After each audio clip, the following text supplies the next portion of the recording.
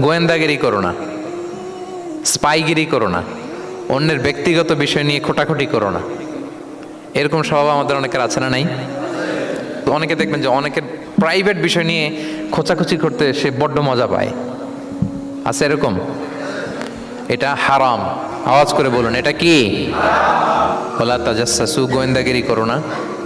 Everyone has personal space and no one should interfere someone's personal space.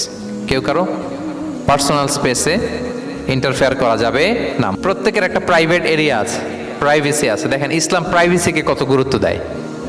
প্রত্যেকের প্রাইভেসিকে ইসলাম কত গুরুত্ব দেয়। কারো প্রাইভেসির মধ্যে ইন্টারফেয়ার করা এটা ইসলাম পছন্দ করে না। এজন্য খবরদার, কারো ব্যক্তিগত কোনো ইস্যু নিয়ে আমরা নাক গলাতে পারবো না।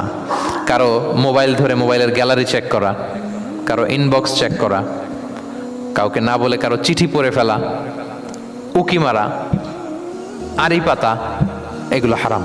এগুলো কি? তো এরকম সব আমাদের আছে না নাই? আড়ি পেতে শুনতে চাই, উকি মারি, তারপর সে কি করে দেখি তার প্রাইভেট মুহূর্তে, তারপর তার মোবাইল চেক করি, তার গ্যালারি চেক করি, তার ইনবক্স চেক করি। এই দায়িত্ব ইসলাম আমাদেরকে দেয়।